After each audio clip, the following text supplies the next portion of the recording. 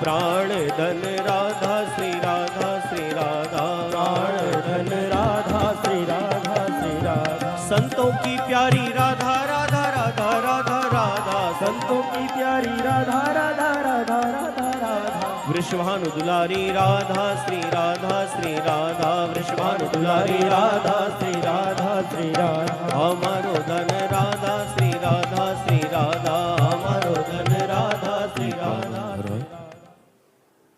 श्री गुरु कारशनी महाकुंभ मेला शिविर तीर्थराज प्रयागराज में कुंभ के भीतर एक और कुंभ, शब्द का कुंभ।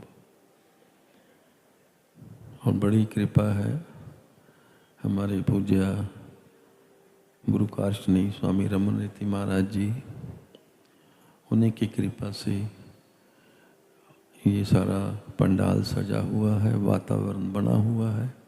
हम संगम के उस तट पर हैं जहाँ पर आने के लिए लोग तरस रहे हैं। बहुत कृपा है। महाराज मुलुक पीठाधीश्वर स्वामी राजेंद्र दास जी महाराज आज मंच पर व्यासपीठ पर विराजमान हो चुके हैं, ये कृपा है। और इस मंच को चलाने वाले स्वामी ज्ञानानंद महाराज जी, वो भी कृपा के महान पात्र हैं।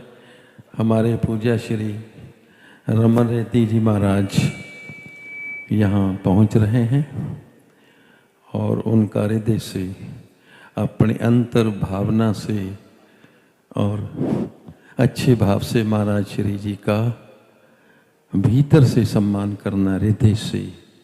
ऐसे संत जो बहुत अरबों खरबों में एक कहीं मिलते हैं, वैसे पावन गुरबाणी भी कहती है कि कोटन में को करोड़ों में कोई एक होता है जो ऐसा बीतराग पुरुष होता है, जितना इतना बड़ा संकल्प हो, जिसके हृदय में सारा ब्रह्मांड उनकी विशालता उसके हृदय में आ जाए। ये महाराज जी का ही आदेश था कि इस वातावरण में तो महाराज पंचम पातशाह गुरु अर्जन देव महाराज की वाणी सुखमणि साहब को लाया जाए। वो भी तो भक्तमाल ही है ना। कल जो शुरू कर रहे थे हम, निर्गुण यार या नया सो प्रभ सदा सुमाल, जिन किया तिस चीत रख नानक निभही नाल।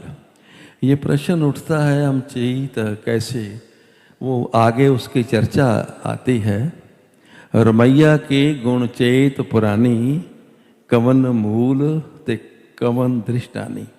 जो फकीर होते हैं ना, वो मूल की तरफ ध्यान देते हैं।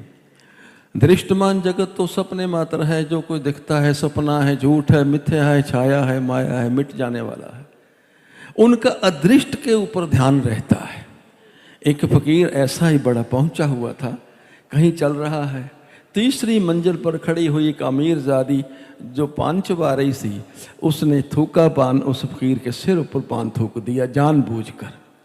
फकीर ने ध्यान से देखा उस तरफ, और देखने के बाद देखा पान है, थूका हुआ है, और वो आगे चलने ही वाला था।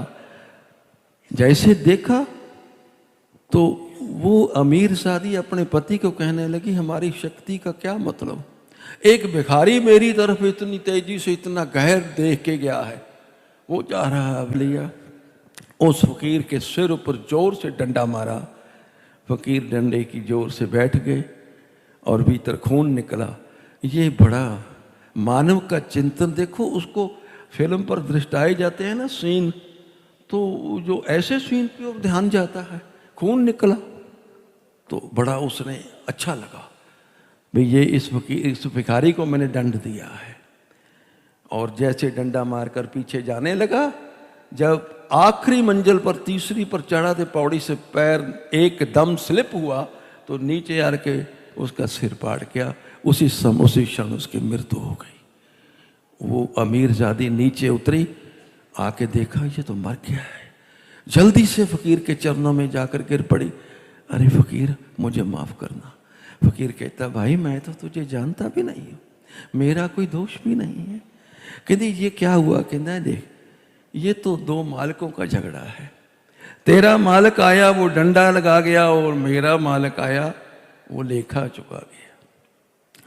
कहते इसमें मेरा तो कोई है नहीं। इसीलिए कहते हैं फकीर किसी गरीब को ना सताओ, वो रो देगा। यदि उससे उसके मालिक को पता चला वो जड़ से खो देगा।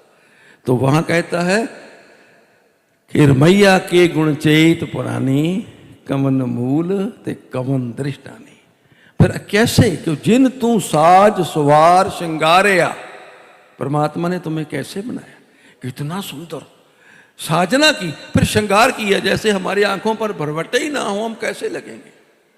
फिर कहते गर्भ अगन में जिन्हें उभारया, कहते गर्भ में कितनी अगन है, तो कहते वहां कैसे बचा, ये जीव कैसे बचा। पत्थर से मूर्ति बनाई जाती है ना, हम पत्थर को तराश के मूर्ति बनाते हैं, लकड़ी को घड़कर मूर्ति बन जाती है, और किसी मेटल को ढालकर मूर्ति बनती है, मिट्टी को गोकर मूर्ति बनती है, कागज को गलाकर मूर्ति बनती है। पर उसने कैसी मूर्ति बनाई है? वो किंदे जल की पीत पवन सा थंबा, रकत बूंद का गारा, हाड मांस नाड़ी को पिंजर, पंखी बसे बचारा। यहां तो विचार करना चाहिए प्राणी, क्या मेरा क्या तेरा। जैसे तरवर कहते जैसे तरवर पंख बसे, पंछी बथेरा, पंछी रहता है जैसे वैसे। वो कहते इसके बारंबार आया है कि तुम उसको चेतना क्यों है। और यहां हमारे शरीर को उस अगन में उसने इतने छोटे से शरीर को पाला। और यहां गुरबाणी में इसी का राज आता है कि वो कैसी स्थिति है वहां। ईंधन ते बैसंतर भागे, ईंधन होती है जलनशील पदार्थ। जैसे हमारा शरीर जलनशील है ना, वो कबीर कहते हैं हाड जले जो लकड़ी का तूला, केस जले जो घास का फूला। जलन शरीर है। ईंधन ते बैसंतर भागे, भीतर अग्नि है गर्भ में। फिर कहते माटी को जल दो दिस त्यागे, शरीर मिट्टी और जल चारे तरफ से गर्भ में जल ही जल है ना, दो दिस से वो जल इसको खत्म नहीं कर रहा। ऊपर चरण तले आकाश, कहते इस जीव का कहां है वो घट सिंध, उसमें जहां इस जीव ने। और ये बात बड़ी समझने वाली है कि हम हमारे हाड हमारा शरीर वो आग उसको जला नहीं सकती। उसका कारण है कि उस गर्भ अवस्था में परमात्मा ने सिमरन दिया हुआ है, उसने कृपा दी हुई। और उसका सिमरन ही सबसे कमाल है जो हमें बचा सकता है। उसका चेता आ जाना, उस गुरु का ध्यान आ जाना। और चेता के दे जैसे किसी का जा को मुश्किल अत बने, टोई कोई ना दे। मारू होए दुश्मना साक भी भज खले, सबो भजे आसरो चुके सब असराओ। चित आवे उस पार ब्रह्म लगे ना तत्ती वाओ। कहते अगर उस मालिक की याद आ गई ना तो कृपा ही कृपा है। यहां हम प्रेम के कुंभ में बैठे हुए, आनंद में बैठे हुए। मगर एक बात ध्यान में आता है महाराज श्री, एक नास्तिक ने एक किताब लिखी है।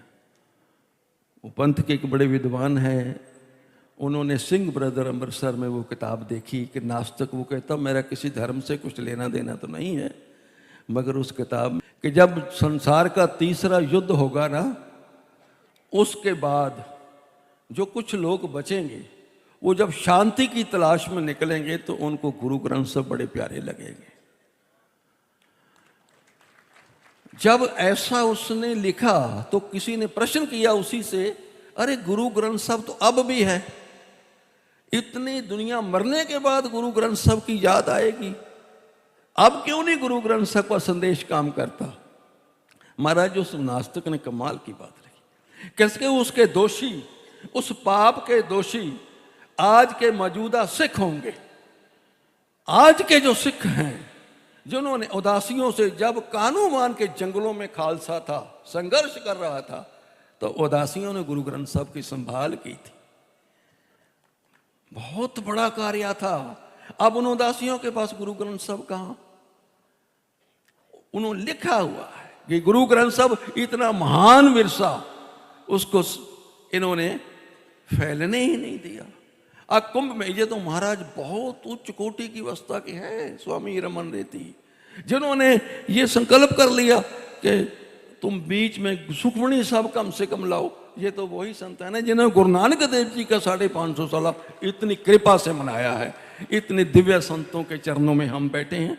मेरा समय तो नहीं था बीच में, महाराज श्री को आगे लेकर 1-2 मिनट हमने, ये तो गुरु सुखमणि साहब की तो इतनी बड़ी कथा है, घंटों बाद चलती चले जाएगी और रस बनता चला जाएगा। ये कृपा महाराज श्री के अंतरात्मा में वो राज है। इसीलिए हमारी प्रार्थना है उस प्रभु के सामने, उस अकाल पुरख के सामने, परमेश्वर के सामने कि महाराज जी को एक लंबा जीवन बख्शो। सारी संगत ऐसा मन में भाव रखे, अस्कार करे और ये प्रेम बना रहे।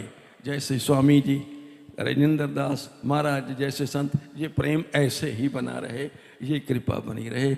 भीतर ना बहुत ज़्यादा प्रेम की अवस्था बना कर रखो, ये मेरे एक बेनती है।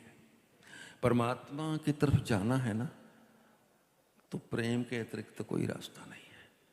गुरु गोविंद सिंह को पूछा था ना कि परमात्मा कैसे मिलेगा, तो वो कहते साच कहो सुन लो सबे जिन प्रेम की होते नहीं प्रभु पायो। तो जो पंचम पातशाह तो यहाँ तक भी कहते हैं ना, प्रेम को किसी और साधन से खरीदा नहीं जाता, क्योंकि समन जो इस प्रेम की अगर कोई और रास्ता होती, दाम क्यों होती 60, पैसे से खरीदा जा सकता, तबादला हो सकता इस प्रेम का। दमन जो इस प्रेम की, दाम क्यों होती 60, रावण उते सुरंक नहीं, जिन सिर दीने काट। रावण कंगाल तो नहीं था, वो पैसा दे सकता था, प्रेम खरीद सकता था, पर सिर काट कर दे रहा। मैं इसी यही है कि ये जो मंच यहाँ का है, ये प्रेम का बहुत प्यारा मंच है। हमारे महाराज श्री प्रेम की साक्षात मूर्ति है। उनके चरणों में बारंबार फिर नमस्कार।